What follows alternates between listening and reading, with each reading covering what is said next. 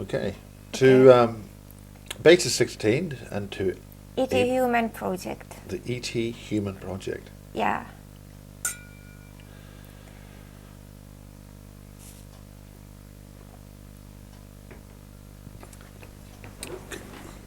This is tape 5, Beta 16. Right. They are all in Czech. Well, Eva, one of the most important things about this whole thing is that the person who brought it to us is the very first person that I interviewed way back in 1994, and his name's called Barry King. Right. So he's both our friend. And that's led on to other people like James Casbolt and other things, right? But let's just concentrate on Barry King, because we've got very few people who can in any way verify anything he's saying, or actually give him some help in his credibility as being a real investigator into this subject. Well, so what is your feeling about this whole thing? Well, I don't think Barry needs my help to verify his credibility. I can only describe what I know and what is already written on, let's say, on the internet, or maybe scanned to the internet, because in the times, as they call it with a kind of slit of fun, BG, before Google, before internet, Barry was one of the top UFO researchers, ufologists in the UK, and probably known widely. At that time, of course, I was not. I knew nothing about ufology as such. Yeah, but we're talking And, 1994 here. Right, but he was, like Barry King was born in 1952. It's soon going to be his 60th birthday this year, next month, right? And he became interested in ufology and worked as a researcher for Bufora, which is, I think, London-based the London organization, UFO Studies, right? When he was like 16 or 18, so already that time, and so let's say it's somewhere in the 70s, right, 60s, 70s. So he was already picked up by them as very talented and prolific writer and researcher. Because and he is the author of your report. This is the important thing. Well, he's the author of my report some 40 years later, from the point where he ever became interested in ufology.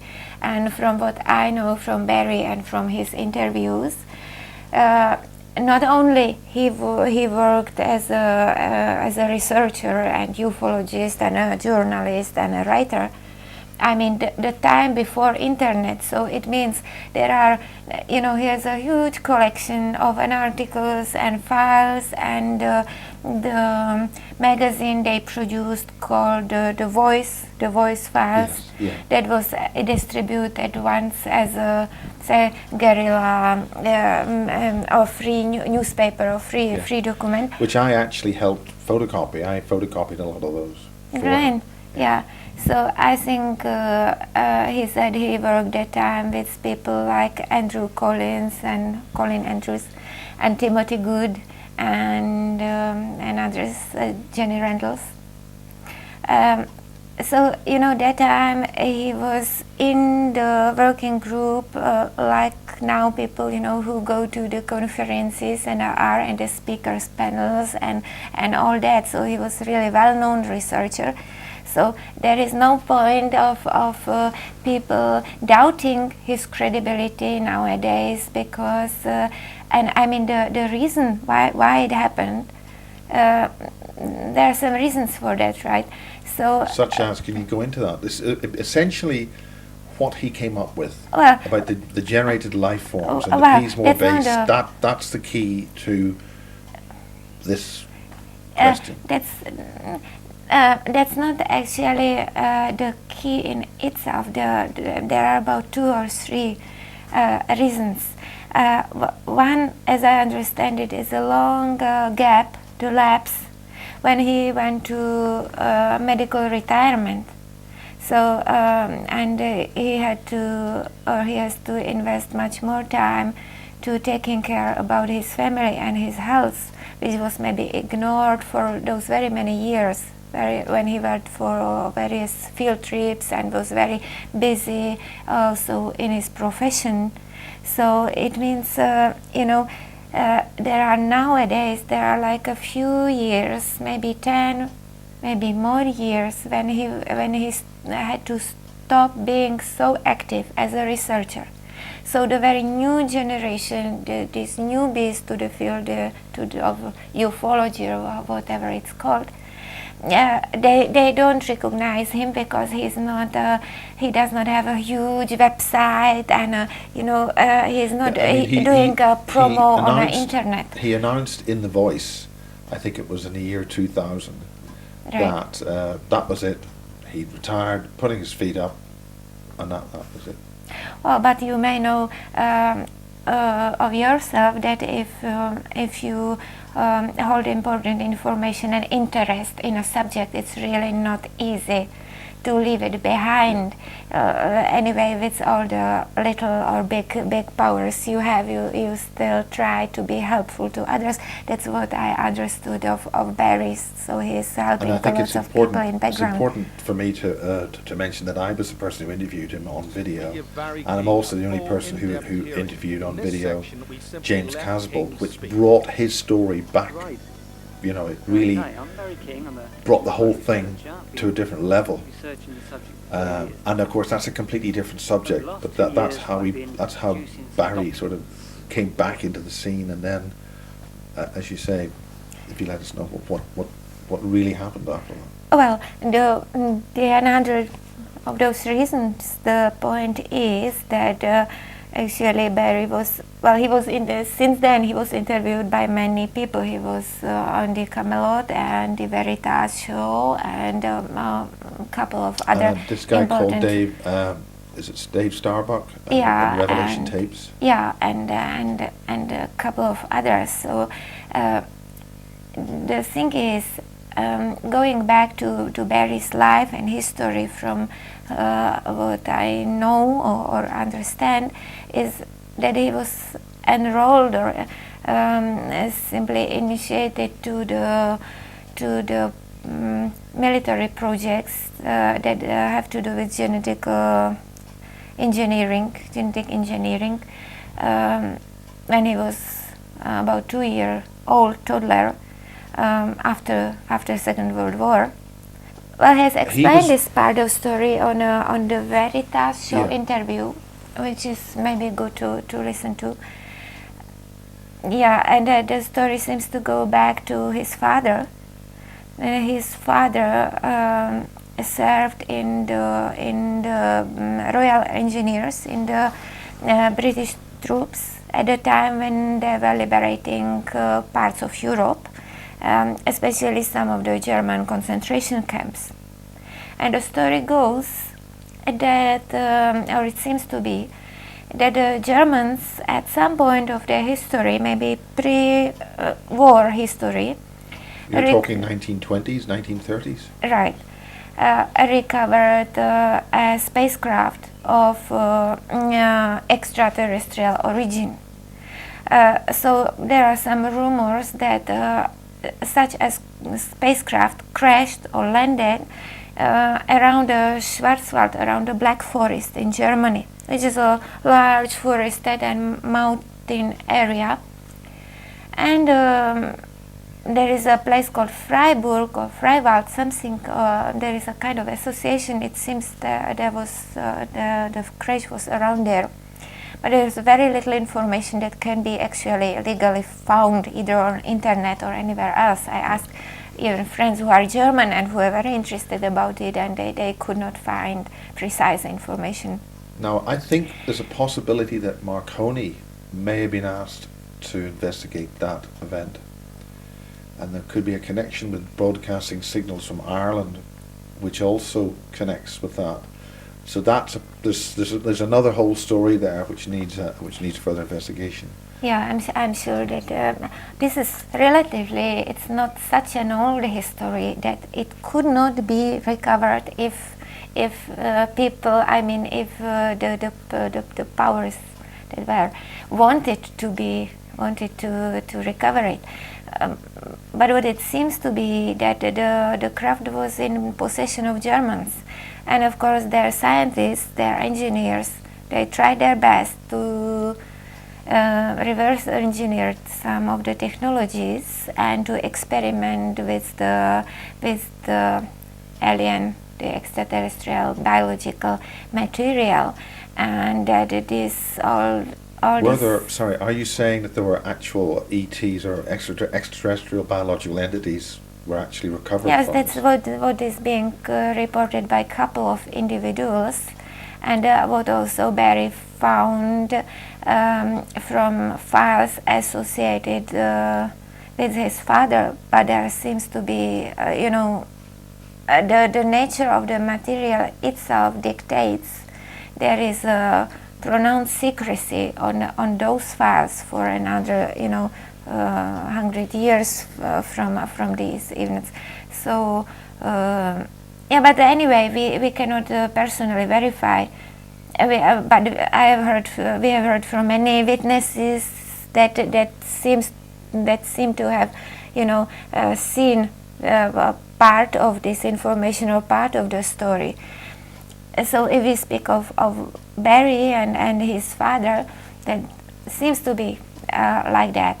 So when the British were liberating parts of Europe and the concentration camps and the German bases that contained some of the German scientists who were forced to work on technologies and on experiments to prove the supremacy of a Aryan race. And also, I think we both understand that they probably believed that the technology would ensure them to, the dominance over the world. That's what they hoped for, because... Now, are you saying that there was an ET connection with those experiments in those concentration camps? I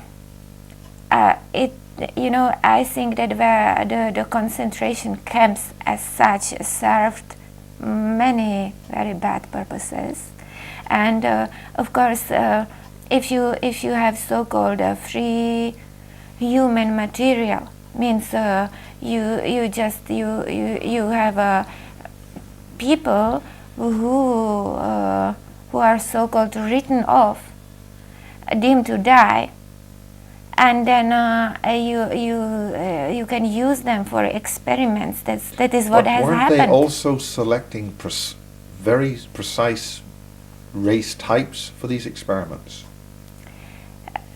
You see that's all the fallacy of the Nazi ideology and what they did, because those people, they traveled all around the globe to find out what is the truth about races. They traveled to India, they traveled to Tibet, to Antarctica, to Australia, all of the continents. They measured people, they scaled people, they took anthropological measures.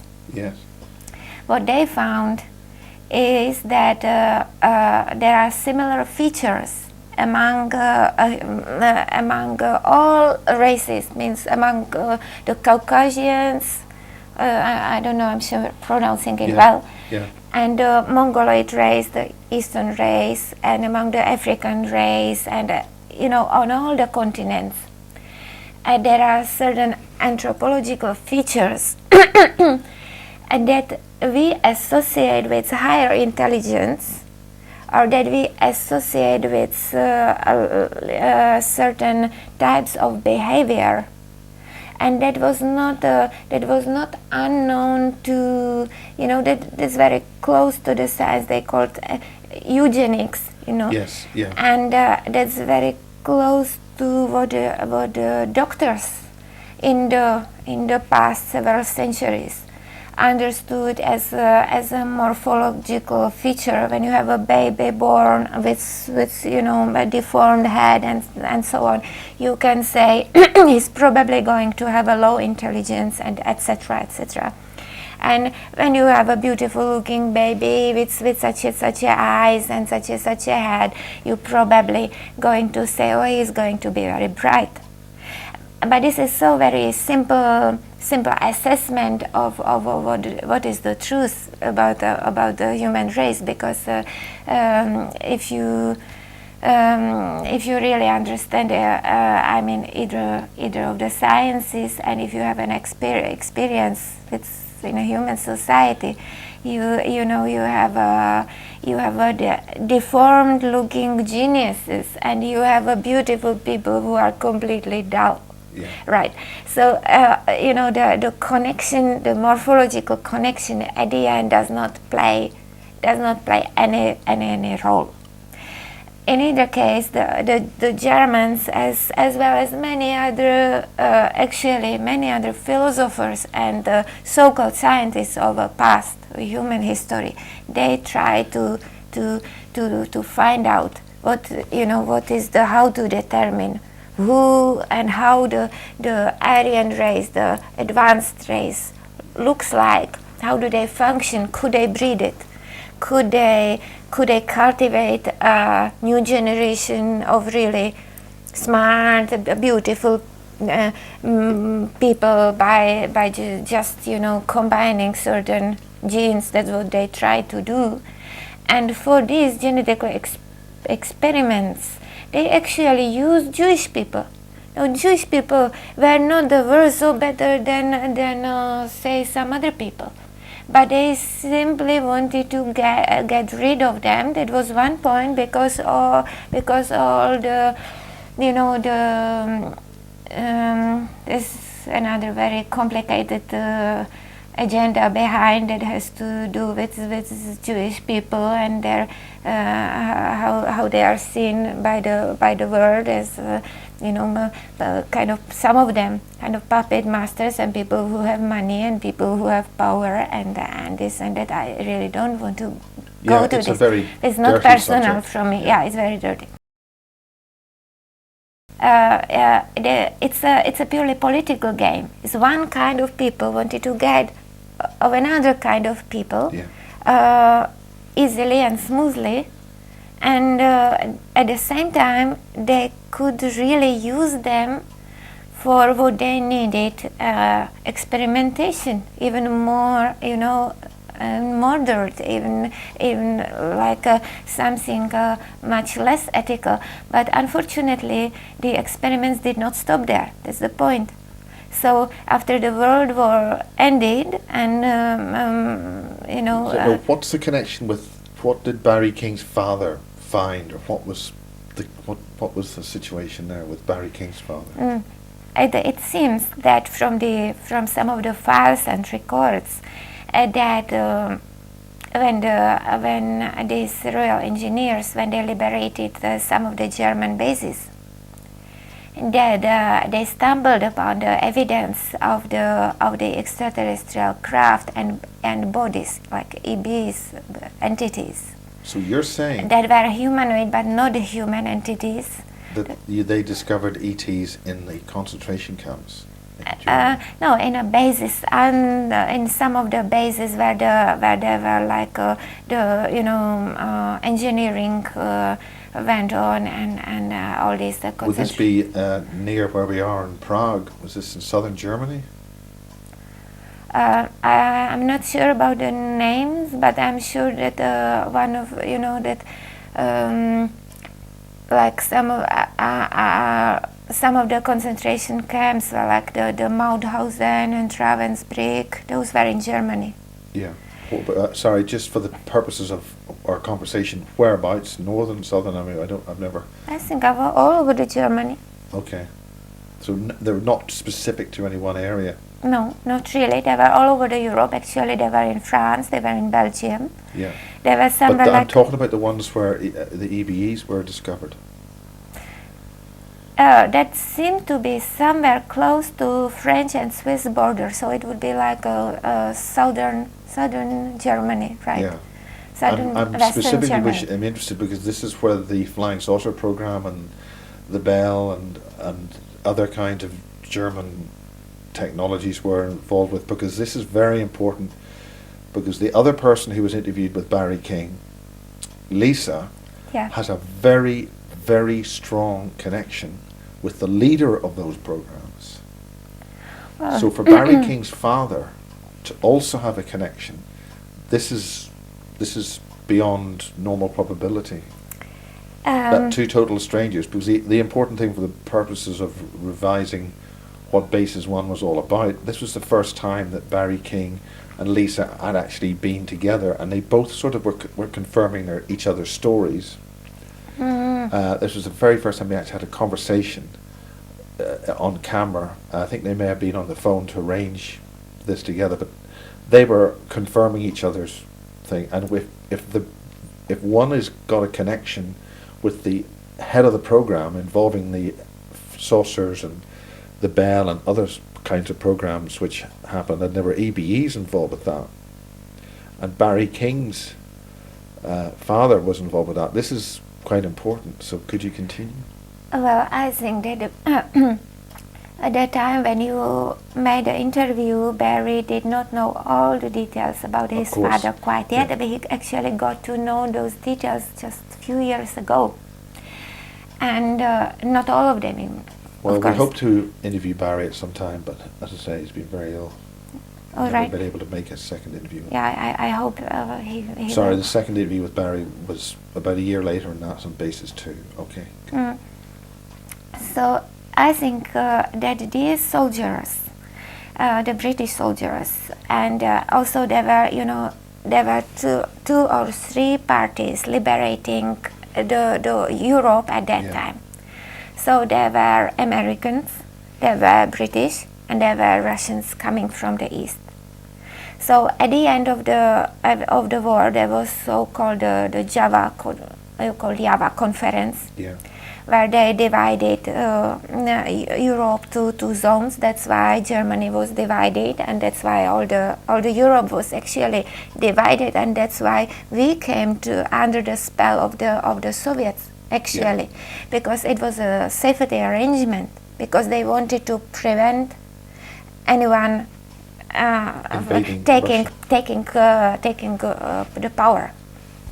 Anyway, so all these people were trying to liberate some parts of Europe, and what they actually wanted, as well as I understand the power structures, they wanted to retrieve the technologies, and they were really curious about what the Germans had, because it seems that the Germans, of course, they were progressing very fast in the war industry and technological sense, and they collected lots of they have stolen items, treasures from all the countries they ever invaded. So it was just important to record and recover what they actually did and what How they many had. EBEs were discovered? How many did they find? Well, I think, I have no idea, but I think there would be just like few of them. There would not be many. And were they dead, or? From what I have heard about it, that some were probably still alive, but they were in kind of like a hibernation mode or whatever. That means they were in some kind of chamber, or? No idea where they were kept, but probably they just try to keep them. If their ship crashed, they might not be quite walking and this talking. Would be a good 10 years after they crashed, at least, if they were found in World War II. Well, just all these beings, they usually long-lived compared to human life. What about your personal experience or knowledge about different types of aliens in that regard? Or do you want to finish with Barry first? Well, we can just to understand the logic of the events. So it seems that these British troops, they stumbled upon some kind of evidence, but had to retract on the field because the Americans were nearing, and they were actually taking over the operations. Yeah, I think the Americans kicked the Brits out as far as that was concerned. Yeah, as you can say. And they have retrieved the physical materials and the evidence. So, but those who came in close contact with either the beings or the energy fields or the technologies, like Barry's father, that some of them probably fell ill shortly after. And I don't know what was the nature of that illness, but as a matter of fact, Barry's father was left behind in the field somewhere in Germany. The troops, they had to leave him behind, and he was to retreat much later because they had to recede, they had to go back to Britain. Yes. And so later... You're talking about Barry King's father, right, fell ill, right, because of his contact with the EBEs. Yeah, because they went to the base and came into contact with something of another world. What was the nature of that illness? I don't know precisely. So I think whoever it was, it seems that both all of the liberators, maybe Americans and British and I suppose Russians as well, or maybe they had their own resources, retrieved some of these German technologies and materials. It seems that the US had access to most of the materials. And this is then the Project Paperclip. Well, they have transferred some of the German scientists, and they have probably transferred the evidence as well to Now we're US. still talking while the war's going on. We're talking 1944 still, aren't we? No, we are talking of 1945. But those particular bases were being discovered as the Allies invaded. So this EBEs would have been recovered surely maybe in January 1945. I don't think so. I think it would be during the spring, and the Germans would not give up to the. I think I have heard they would not give up to the last moment that the war was declared to be over. So I'm not sure. I'm not a World War II historian. I mean, of course, we're now finding. But they try to find it the last moment, really. But we're now finding out. It seems that there was a huge technology exchange. The Germans won the war. They got out to Venezuela and Antarctica, and there's a lot. That has happened later. That has happened actually after the war was officially over, because there were such a fanatics. They really believe the Führer, the ideology, and that they will get it. And no matter what you tell them, like some of the sects or fanatic people, even if you see them, if everything is going wrong, they will still believe they are on the right track. So I think that was the case. They were manipulated very much. There was such a huge mind manipulation. So let's concentrate on Barry King's father, and then what happened later with Barry and things. Yeah. So some of the scientific findings and some of the programs that included the genetic engineering program and some of the experiments that cunningly went on in the concentration camps were transferred to so-called, some of the military science fields and some legal science fields, and they actually continued on either more like a silent level or some pronounced level after the World War II in various countries. So it seems that one of those programs, as Barry has said, it was called Project Oak Tree. Oak Tree? Oak Tree. For some reason continued in Britain and in the US and also in Great Britain. And this program was based also on a experimentation with human, say, genetic material and maybe some extraterrestrial biological material, and they try to find out what way these two can, what is the reaction of one to another. For example, how do human beings react to how would they react to an implant of such a material? Would it change their physical processes? Would it change their mind? What way? How if you implant such a material to a baby, would he grow to a human being? What kind of human being would he grow to an alien? So you can understand these experiments were very, very sensitive nature when ethics is concerned. And also where science itself is concerned, you cannot base that science on achieving success and making a guarantees that it won't fail somewhere in the middle.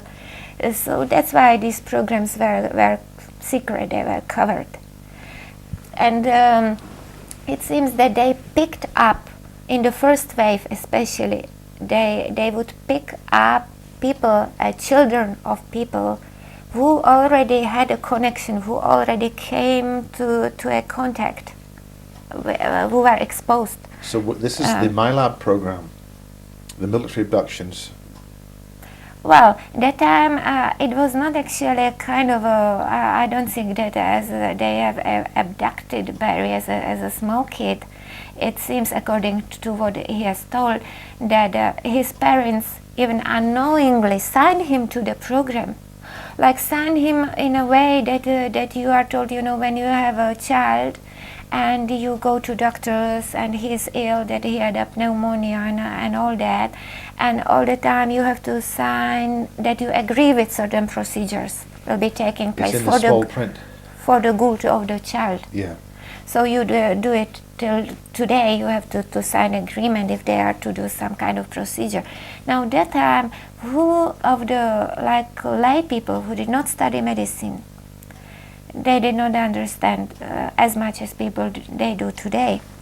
So if there was some kind of treatment, there was some kind of medication, and the doctor explained that this is good for you, this is good for the child, he had to explain this to the person, to the parents in a simple way, they would agree. They would say, all right, this is good for the child, okay, give it to him, okay, do it for him. They would never tell people the truth. They would not tell parents the truth. So whatever they did with kids, and whatever they told people, there are two completely different stories. In either case, it seems that Barry remembers from those early memories and from files that were retrieved much later with lots of effort to reach behind the official lines. So these files were recovered by unofficial channels? Well, these files actually should probably, as we know, never see the light of a day. Otherwise, we would know about it from some big TV. But we don't. So so what do we know, and what do you know about this? Your sources and Barry's sources. So what I know is that Barry is one of those special kids, one of those he was one of the very special children who had some very unique abilities, who had very high intelligence, and who had very close understanding of universe or other or even extraterrestrial intelligences without anyone needing to teach him about it. You mentioned off camera about how people react when they're physically in the presence of an EBE. All right. The biofield has effects on the human biofield, which can send some people crazy. Some people can handle it. Most people can't. Handle the energy, and this is the long term I think a problem, and like the nut to crack for science as well, even for future human science, and I dare to say even for the ET science. Because you're saying that the ETs, it's really difficult for them as well. We've got to understand from their point of view, they've got a problem. Yeah, because imagine that these ETs, as we believe, most of them are really like a benevolent entities, or at least maybe they are like a scientific. They have a huge scientific curiosity about humans, but they really don't want to do any harm. Yeah. But what happens is that at the contact point, at the meeting point between humans and other life form, another intelligent life form, you certainly find that both sides suffer side effects, adverse effects that are not easy to cross biologically and psychologically. That there are numerous reasons for that. One important reason is the technologies that are so very powerful and produce fields of energy that humans are not accustomed to. We don't experience this in nature, and we of course don't enter such fields. Can you specify what those fields are? What those technologies are?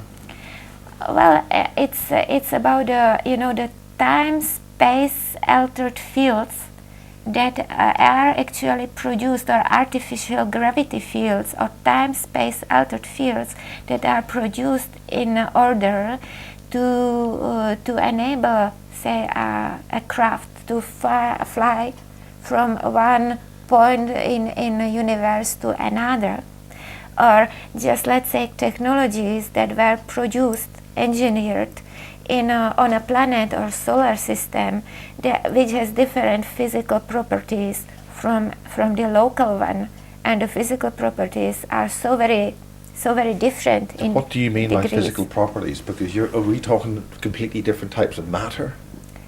No, actually I don't think that the difference in simple terms is so huge. It may vary in a few degrees. Like let's say the star, the sun, is emitting light of different frequency. Their planet spins, rotates in different speed. It has a little bit different gravity, and so the life forms, the beings that live there, also look different, think different, function differently. And this seemingly very little difference at the end, because let's say if they were able to cross the space such in such a way, they are probably there for millions of their years and evolved or live as a peaceful, as a stable biological form. They did not come out of the blue in one day. Yeah. So we need some kind of a stable physical scheme to where they evolved. And when they come here, so we have basically two different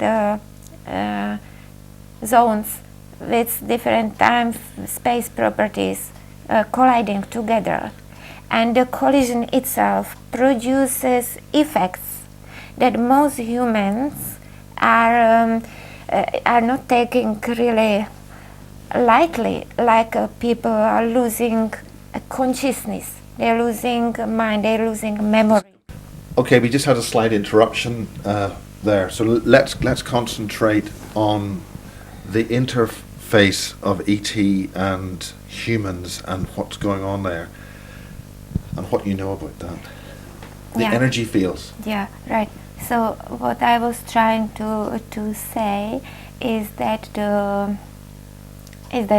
encounters are that they are a kind of scientific nut Yes, to now, crack. this is important because I interviewed Bill Newhouse. Now, Bill Newhouse was involved with the reverse engineering or the generation of avionic training devices for flying the flying discs at the test site.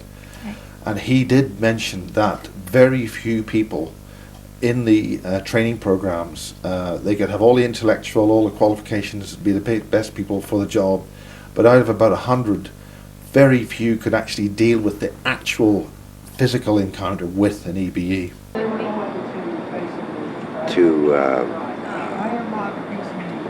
To really get to see an alien, okay, if you, in the case where you've got the confidence level, that level of security, it takes like many years. It takes several years before you're even cleared to even get to that point. If you got a Q classification, you may get a certain level. You may go up to say 10 above Q, or you may go to 20, depending on the area or what your involvement is, okay, and how much they trust you. Yeah, because which is exactly what you've been saying. because there are physical reasons for that. There are one of the reasons, as we have mentioned, is the time-space distortion. When you have two different time-space fields of different properties meeting to colliding together, is the more proper term. You get all times of strange effects happening, time dilatation, lost time, and all kinds of phenomena that can look like atmospheric phenomena, that can look like a gravity phenomena and psychological phenomena, all to that. So there are many actually physical effects that are unknown to because this is artificial. It's unknown to both the EBEs or the extra-dimensionals and the humans. The ETs are probably more ready for that with the advanced technologies they have than the humans are at the moment, right? But human science is advancing, and actually the ET human program. Now the ETs are trying to help humans from their side, to help them prepare for possible like intelligent equal level communication meeting between both groups, between both parties, and to make sure that in future such a meeting can happen. Because as a matter of fact, now people we are reporting events where they are reporting encounters.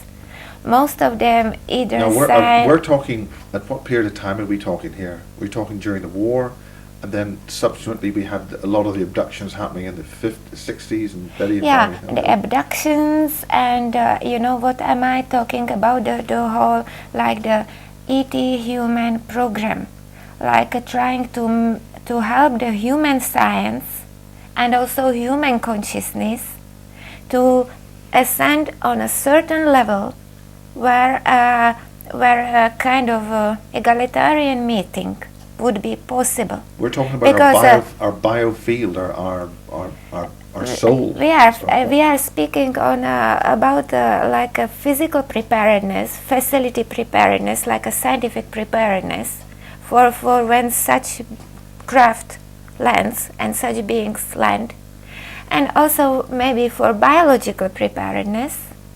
Because the ETs, as they did, abduction is not a good level meeting, right? Yeah. I mean, what about all these things about when the President Eisenhower, or whatever it is? I don't know about it. I was not there. So I cannot report, right? I know it only from others. But I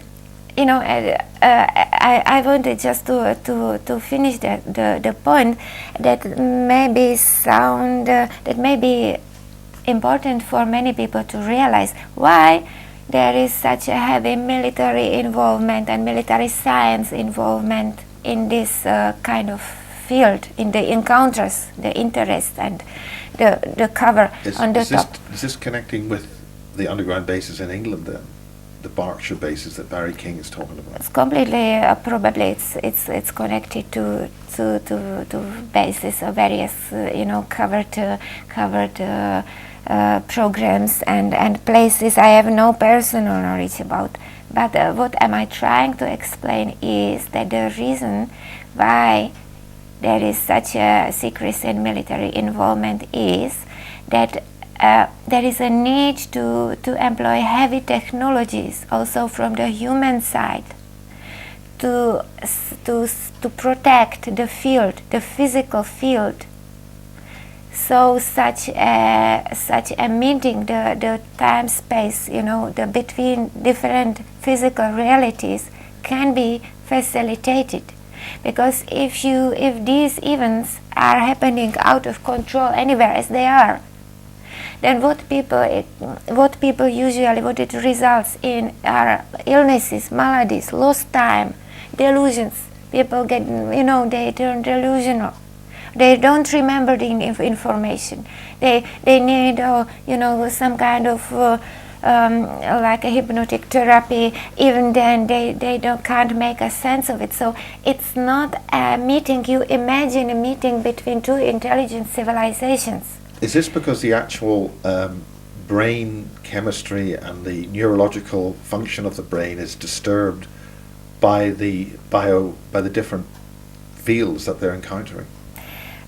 Yes, it's also because of the different alternative fields that are very difficult to for a human or maybe even for the ET to stand for a long time. This is also the reason why the ETs themselves, they say they cannot spend very long time on the human side unless they would not feel comfortable, right? So there are some limits to this kind of encounters because either side are not well prepared. That's why they developed such a long scientific program that runs from both human side and many ET side to help to facilitate this process. And as also I think we have mentioned it previously, but I'm not sure it got to the tape or not, and that the genetic makeup, the human genetic makeup is maybe not stable alive, and they're not stable enough. Certain parts of the DNA is stable enough to handle it, but other parts may not be. Right. So it seems that also these the ETs in the long run, they are trying to help the biological processes in humans to how to stabilize the human DNA and all that. Are you saying that these experiments actually were being conducted as long ago as World War II in those concentration camps, which is why the GBE was? It seems that they were initiated from more than one side of the ETs and more than one side of humans, and so there are also various like parallel programs running, and they are running through various fields of science that are normally accepted by like the legal sphere, medical research and technical research and whatever. So does this mean that we're dealing with something like the super soldier program, as some people are saying, this discussion about super soldiers, altered human beings with implants and things forth? Actually, they're like that would be very specific. This very specific human purpose of the program. It is. I don't remember that the benevolent entities would have anything to do with super soldier program, but probably some of the know-how was misused or is heavily misused, as we know about it, by human sciences and military, especially their interests in creating some kind of the bionic human or everything in science. Every knowledge can be helpful to someone, and it also can be misused. So it solely depends on the individuals who are dealing with the facts, who are dealing with the information, what they use it for. Okay. Going back to the very start of your incident, where you were talking about the non-physical beings in your craft, the non-corporeal They were not non-physical. I repeating I'm already. sorry, but they weren't corporeal? They were, of course, they were corporeal. They were completely 3D and physical beings. They're just different biological qualities, that's all. And that change that they had to go through, is that something that you're saying that humans would have to go through in a reverse way to deal with ETs? In a small way, yes, and in a small way, the adaptation, the process humans are undergoing on the earth is like a regeneration process. Regeneration, because they have their biological information was deformed at start by the field, by the gravity field. So are we talking about the and it's slowly regenerating back. The indigo children, star children, are you saying they are an indication of that regeneration? Yeah, that's true. Yeah, they are. They are, in fact, but they are a kind of a sign. Okay, this is happening. But in all times, actually, these days there seems to be a talk about star children, indigo children. In fact, if you go back to the history, even history known to us, such as India and Tibet and all continents, everywhere you had a special people born in every tribe, in every human group, whether it were Celts, whether if African shamans, or whether these were people in Siberia. There was a tribe of people, and each time, each generation, there was one or two or three special children born who had more advanced abilities, who were a little bit further than the rest of group. Yeah. So I think with the population boom we are witness to now, of course we are advancing faster, quicker. Yeah, we have more smarter people, we have more beautiful people. But we are now being exposed to so many poisons and toxins, Wi-Fi and fluoride and things. Is this some device to stop humanity evolving, in which case that would indicate that we've got a very toxic, anti-human enemy amongst us who's trying to stop that evolution? That is the old reason, and almost a cliche that would say,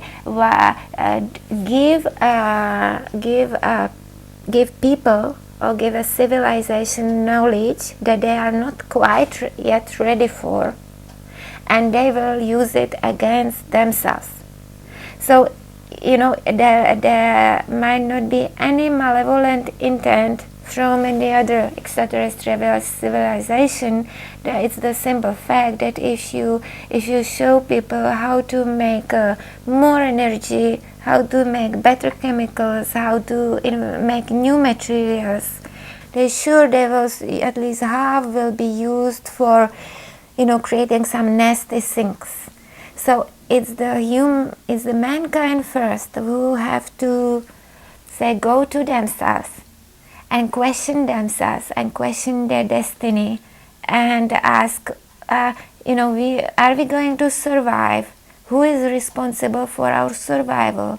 Who is really harming us more than we are actually harming each other and our kind? And stop producing, weapons and chemicals that are dangerous and poisoning ourselves and environment and all that. And then obviously being a danger to the ETs we're meeting as well. Well, I think that goes along, but it seems that the ETs, the advanced race, they would always protect themselves from being harmed, or they would do everything to protect themselves. Yeah. They're very, I think, very caring, very protective of, like every intelligent being should be and are about themselves, right? I haven't got I'm using No, you're going to use this. Yeah. Well, this is very exciting. This is about as close as me and Anne and Joanne have got for a long time. We're in where the hell are we? We're in Prague, and we're interviewing Eva. Okay, Joanne, Eva, this is wonderful to get us all three together. This is the AMMACH project on your wonderful seriously incredible. Yeah, you can leave. Yes, we're all enjoying ourselves here in Prague. Okay, we've just done a very detailed, very long report. Yeah, they were really so kind to come. And now we're going to do a nice, happy, slappy, quick one with the lovely Joanne. And so here's a microphone. This is the official handing over of the microphone ceremony to Joanne. And I'll just get off singing. So, hello and welcome to the AMMACH project. We are here in Prague and we're with Eva Zemanova. And Eva's given Miles a really long, detailed account of her most extraordinary experience, which began in 2002 in India. But we're going to hand over to Eva currently. And Eva, what I'm very interested in is that you tell us that when the ship landed, this is a craft that landed now. I know people will be able to reference this on the Basis 16 series. But I want to talk about that the ship didn't actually crash. I believe it sensed an error from what you've told us, but that this error caused the ship to land and to try and self-repair. But when it entered our gravity field and space-time continuum, that is of the Earth, many millennium ago, millions of years ago, I understand. Yes. Can you tell us what happened to your physical material bodies, your light bodies? Well, not immediately. When we were inside the ship, we were protected by the time-space field of the ship. But once it landed, it used some time to get us adjusted to the time of the space of the Earth. Right. And then the doors opened after several hours, actually. So I remember when I was inside, and then people, coming out in stages, in groups, because there were about 10,000 people inside. Then they started to come out, and so many of them, as we spoke about it in the previously, so many of them were affected by the Earth's gravity field and also by the radiation coming from the ship. And Eva, I understand you to be telling us that the direct interaction with the two fields, or perhaps the many fields, including the ship's own field, have caused the bodies of the beings that you are or were in the ship to become so compressed in density as to begin to form what we now currently know as human beings in our biological form. Yeah. Is that correct? Yes, that's mostly what has happened. Like in the whole, say, crew, among the 10,000 people, there were a couple of us, or say, I don't know how many exactly, who were some kind of, you would say, I don't know the correct term, but imprinted for space flights. Right. It means some of us had a kind of internal protection, like if you receive energy rings around your like extra clothes, would say that. That was more of energetic nature than like a clothes. So those few who survived were probably those who were protected from the challenge of the atmospheric pressure and from the gravity. And the rest of people, they suffered bad damage from this place, and they virtually turned to human beings and then they evolved from the initial stage. Would you know, Eva, where you would have come from? Because I understand also that you yourself have very strong recollections of being one of those people on the ship. Yeah, I just realized. Yeah. Yes, which is amazing to have somebody remembering that exact event, which must have been many millions of years ago. Do you have any remembrance from where you came, the home base or planet or system? You see, I have had we all have had like a star map in our memory, in our minds. So I have a recollection of like that star map, and the place where we came from is actually beyond visible spectrum. of universe from Earth at the moment. So it's a really bit like far away. So I could say it's thousands of light years away in certain direction. So we wouldn't perhaps have a name for where you would have come from at this point, even at this moment in time. I may suspect that now as one of these like good the new telescopes may certainly be able to see in the direction. So Eva, the biological element, I'm very intrigued by that. So the interaction of the gravity space-time fields caused the condensation into physical matter that has become known as our human bodies over periods of time. So because I understand also that you were pretty much androgynous, that is without polarity of sexual energy, is there any way you can tell us how the polarity began, or was that just as a consequence then of our gravity field? It was a consequence in a difficult biological process. That's when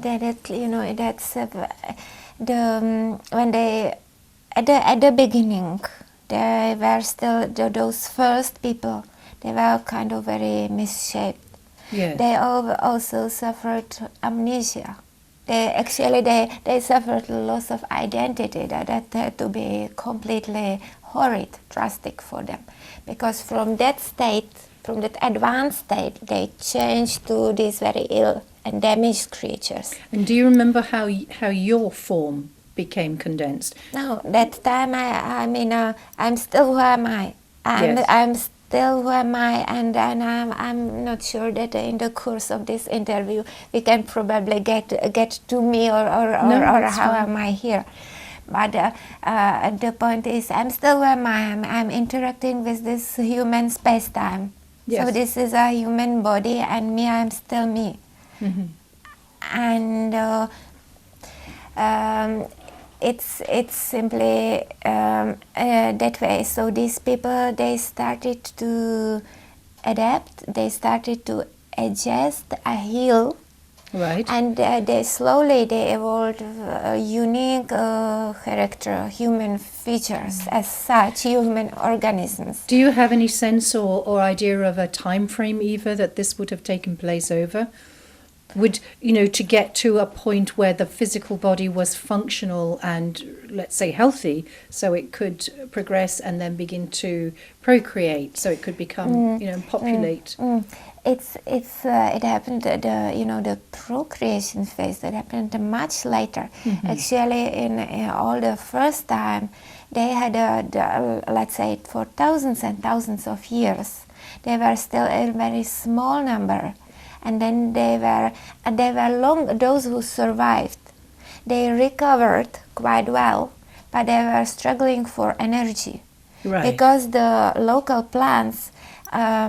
They could eat in small quanta, but they were not really used to them, and they were not providing them with much energy.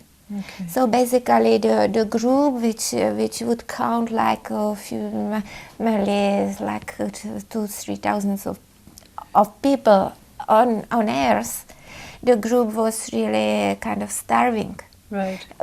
So most of the 10,000 people that were on the craft, would they have expired? They would have some of them basically died, and the survivors, what it forced them was actually to eat the remains of the deceased people, which was not understood as a sort of cannibalism. It was simply understood as preserving the biological information, because for them they were the sacred, they were the ancestors. That's very interesting, because those beings, in ingesting the remnants, were they still very light-bodied beings then, or had they come down? They were already fleshy beings. Flesh. And then there were two groups of us, basically, these fleshy human ancestors, and those who survived completely, as we were.